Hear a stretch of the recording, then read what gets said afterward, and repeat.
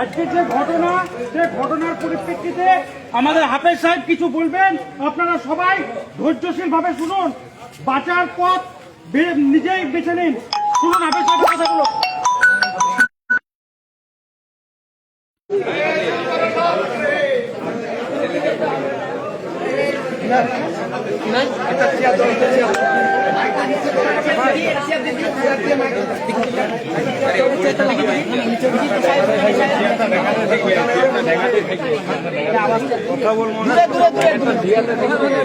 আওয়াজটা ওই ধরবে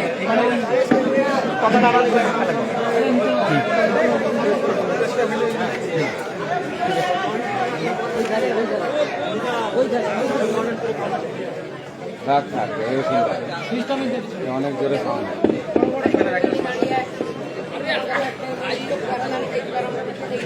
আসসালামু আলাইকুম ওয়া রাহমাতুল্লাহি ওয়া বারাকাতুহু। এই পরিস্থিতির প্রেক্ষিতে বিভিন্ন জায়গা থেকে আগত আমার প্রিয় ভাইরা, আমি আপনাদের সকলকে মিলিত অনুরোধ করছি, সকলকে মাস্টারটা চালাও। আপনাদের সকলকে মিলিত অনুরোধ করছি, এই সমস্ত ঠিক আছে এবার ঠিক আছে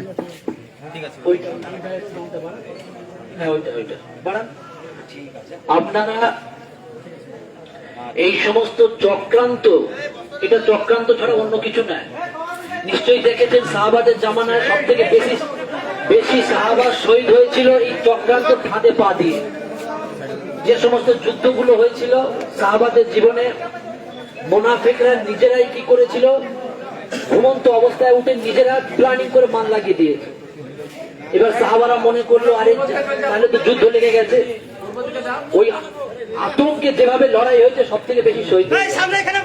সেই জন্য আপনাদেরকে বলবো, বিরাট বড় একটা পরিকল্পিত ভাবে চক্রান্ত আমাদের রমজানকে রেস্টে দেওয়ার জন্য, ঈদকে সর্বনাশ করার জন্য। আমরা সুখে শান্তিতে পশ্চিম বাংলায় বাস করছি, এর থেকে সুখে শান্তি কোনো অন্য রাজ্যতে নাই, অন্য মুসলিম ডিস্ট্রিক্টেও দেশেও নাই। আমরা যে শান্তিতে আছি, সেই শান্তিটা আমাদেরকে বসবাস করতে দেবে না শান্তিতে। এটা চক্রান্ত করে আমাদেরকে উত্তেজিত করছে। আমরা উত্তেজিত হয়ে আগুনে পা দেব, পা আমাদেরই পড়বে। সেই জন্য আমাদের বুদ্ধিতে, আইনের কলমের খোঁচাতে আমাদেরকে লড়াই করতে হবে।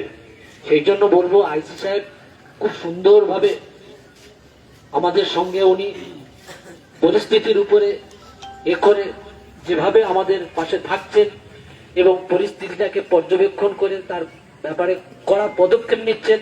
এর আগে আমরা দেখেছি ঝাউবনার ওদিকে যে ঘটনা। সেই জন্য আপনাদেরকে বলবো, একটু ধৈর্যের পরিচয় দেন, ধৈর্যের পরিচয় দেন। আইসি সাহেবও যেন বুঝে যেতে পারে যে মুসলমানদের সত্যি ধৈর্য আছে, সবর আছে। এই আজকের এই রহমতের মাস, এই মাসে উত্তেজিত হয়েন না। কি বলছে একটু মনোযোগ করে শোনেন। পেছনটাও ঘুরে দিতে হবে। ঘটনা হলো, ঘটনা কে বা কারা মসজিদের মধ্যে একটা জিনিস রেখে দিয়ে চলে গেল, যেটা আমাদের ইসলাম ধর্মের জন্য আপত্তিকর। তো যে রেখেছে বা যারা রেখেছে তারা পরিষ্কার যে এটা রাখলে পরে মুসলিমদের মানুষজন প্রচন্ড উত্তেজিত হয়ে যাবে, মাথা গরম হয়ে যাবে। এটা খুব পরিষ্কার তার পক্ষে, কারণ সে তো অন্তত পক্ষে ওইটা নিয়ে গিয়ে তার পুজো হবে না ওখানে। তার একটাই উদ্দেশ্য যে ওই মসজিদের মধ্যে রাখবো, তাতে যারা মুসলিম আছে তারা প্রচন্ড উত্তেজিত হয়ে যাবে। উত্তেজিত হয়ে গেলে কি হবে, 100টা যদি ছেলে উত্তেজিত হয়ে যায়, তার মধ্যে 2টো ছেলে ভুল করবে। কি ভুল করবে? ভুল বলে কি করতে পারে আপনারা নিজেরা বুঝতে পারেন কি কি ভুল হতে পারে। আমি এখানে যেহেতু অনেক ক্যামেরা হচ্ছে, সব কথা একেবারে হুবহু বলা যায় না, কিন্তু বুঝে নিতে হবে কিছু কথা। কি ভুল করবে? যখন সে ভুলটা করবে, তাহলে যে লোকটা প্রথম ওইখানে রাখতে গেছিল যে জিনিসটা, তার প্রধান উদ্দেশ্যটা কি ছিল? তার প্রধান উদ্দেশ্যটা ছিল ওরা ভুল করুক, করে ঝামেলা তৈরি হোক, ঝামেলা হওয়ার পর আপনারা ব্লেম হন। ব্লেম মানে হচ্ছে আপনারা আপনাদেরকে গোটা দুনিয়াতে খারাপ দৃষ্টিতে দেখুক, আরো ইত্যাদি ইত্যাদি অনেক রকম সমস্যার মধ্যে পড়বে। তাহলে যদি আমরা ভুল করি, এর উত্তেজনা যদি সাড়া দিই, মনে মনে উত্তেজনা হোক, এটা মুসলিম হলেই তো মনে মনে উত্তেজিত হবে। এটা তো এরকম নয় যে আমি একদম ঠান্ডা হয়ে বসে থাকবো, তা তো হতে পারে না। মনে মনে উত্তেজিত হলো, ঘৃণা করুন, ঘৃণা করুন, বুঝুন এটা ঠিক হয়নি। কিন্তু যদি সেই বহিঃপ্রকাশটা যদি খুব খারাপের দিকে যায়, তাহলে আসলে সফলতা পেল কে? যে লোকটা উদ্দেশ্য করে ওর মধ্যে ঢুকিয়েছে তার, সে কিন্তু সফল, পরিষ্কার সে সফল। আর বিফলে কে গেল? পরিষ্কার বিপদে পড়লাম আমরা।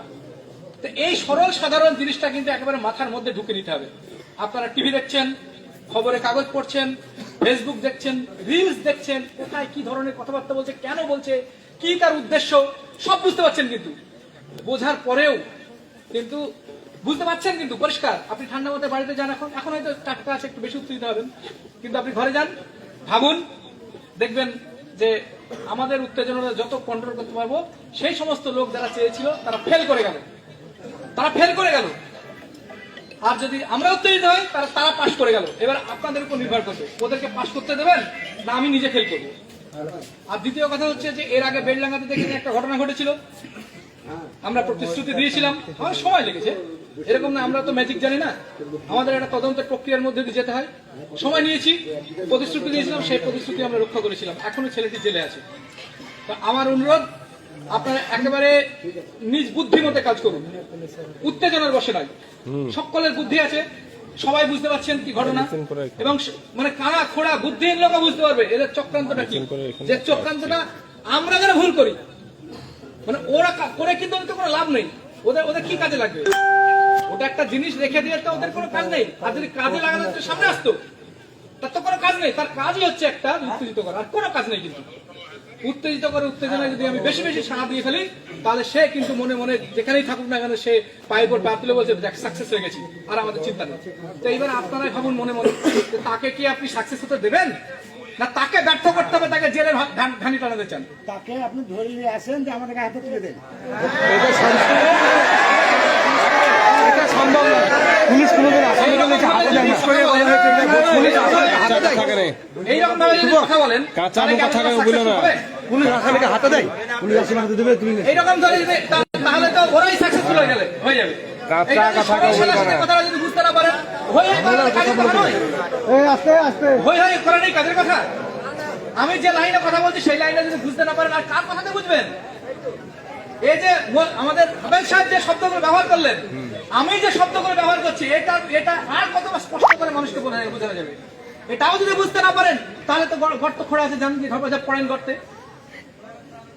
ধৈর্য ধরুন, পুলিশ আপনাদের সঙ্গে আছে, পুলিশ আছে, আমরা তার প্রমাণ দিয়েছি। এরকম না আমরা ছেড়ে পালিয়ে গেছি, কিন্তু সেটাই আমরা সকলকে রক্ষা করেছি, এবং যে দোষী ছিল তাকে একেবারে ধরে নিয়ে এসেছি। আপনারা জানেন, খবরের কাগজ উঠেছিল, শুধু ভারতবর্ষে বোধহয় সম্ভবত প্রথম আমরা অসাধ্য সাধন করে ফেলেছিলাম। এটা একটা কঠিন কাজ ছিল, যদি ওটা যদি কঠিন কাজ হয়ে থাকে, এটাও আমরা চেষ্টা করবো, আপ্রাণ চেষ্টা করবো, কারণ এত বড় কাজে আমরা সহ্য করবো না। আমাদের রাত বিরাত ছাড়তে হয়েছে। আমি যখন ইফতার করে আমি ঘরে বসেছি খাবো বলে, তখনই ঢোকা আমি হাত দিইনি, ভাত খাচ্ছিলাম, ভাত মেখে দাস দুটো দিয়েছি, খবর এলাম ফেলে দিয়ে চলে এসেছি। এটা আমাদেরও ভালো লাগে না। আমাদের এসডিপি স্যার আছেন, উনিও রোজা রেখেছিলেন, আমরা যাবো কোথায়? আমাদের কি ভালো লাগছে? এই সমস্ত কিছু যাদের জন্য এই সব ঘটনা হচ্ছে, আপনাদের কিছু করতে হবে না, তাদেরকে চরম শাস্তি দাঁত আমরা তো পড়ে লাগবে তাদের জন্য, যে কাহা তাক সহ্য করা যায়, এটা ব্যবস্থা হওয়া দরকার তার।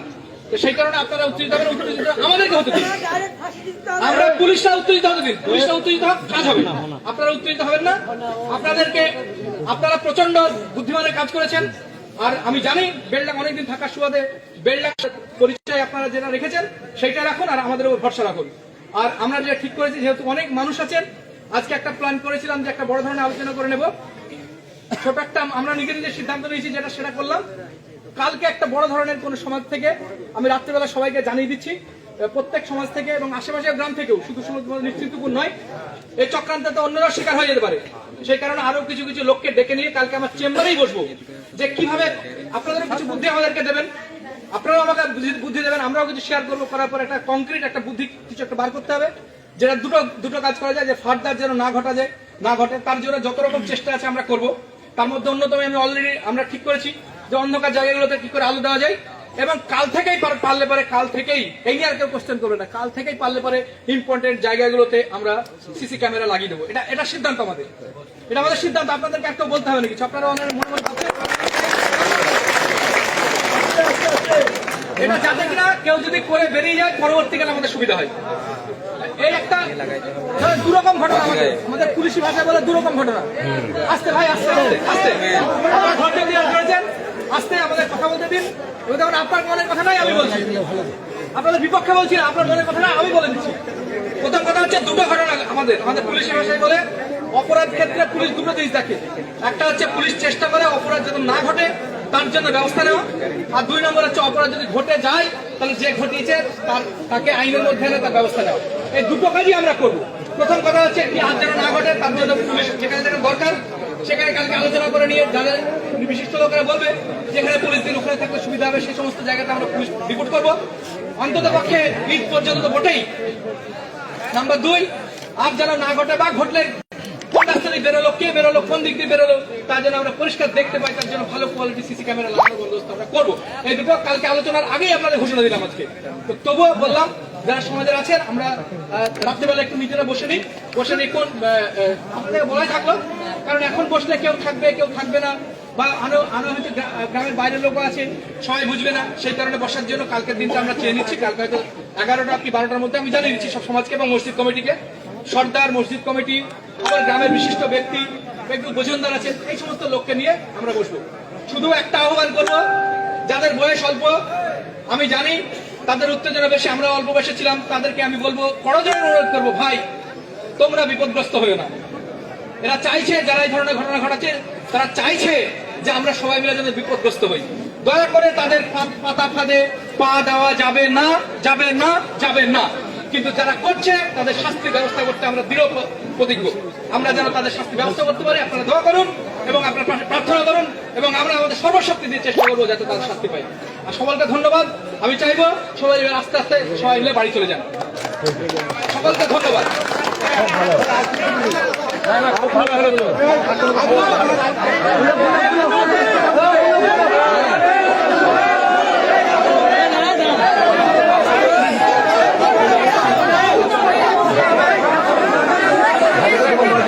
আসসালামু আলাইকুম। আমরা কালকের আলোচনায় বসে সেই আলোচনাটা আপনাদেরকে জানাবো যে আমরা কোন প্রসেসে এগিয়েছি এবং কি পদক্ষেপ নিতে আমরা প্রতিজ্ঞাবদ্ধ হয়েছি। সেই জন্য আপনারা বাড়ি যান, কালকের আবার আমরা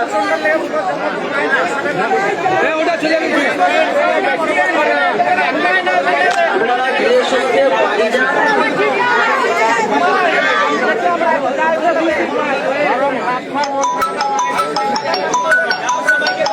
আমাদের ঈদটা পার হতে দেন, ঈদটা পার হতে দেন, ঈদটা পার হতে দেন।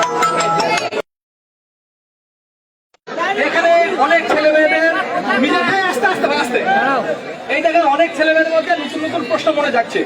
যেমন একটা কানে এলো যে পুলিশের যেন না ঘুমায়, এই যে কথাটা আরে ভাই শোনে না, কথাটা শোনে, তোমারই তো কথার উত্তর দিচ্ছি আমি বলছি এই কথাগুলো তো যদি এই মিটিং এ ওখান থেকে একটা আসে, ওখান থেকে একটা আসে, এখান থেকে আসতে সমাধান হবে না। আমি নিজেও শুনতে পাবো না, উত্তর ঠিক মতো দিতে পারবো না। এই সমস্ত কথাগুলো বলবো বলেই তো মিটিংকে ডাকছি। যারা যাবে তোমরা যে যেমন পারো তাদেরকে বলে রাখো এই কথাগুলো যেন তোলে কালকে মিটিংয়ে, সেইখানে সমাধান হবে।